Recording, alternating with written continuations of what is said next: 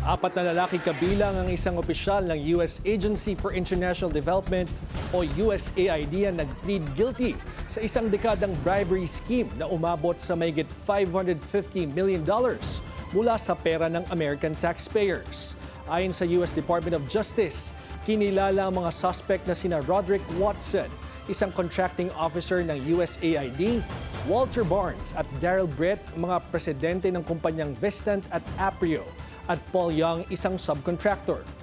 Batay sa investigasyon, tumanggap si Watson ng higit $1 million na suhol kapalit ng paggamit ng kanyang posisyon para mapaboran ang mga kumpanya sa pagkuha ng malalaking kontrata.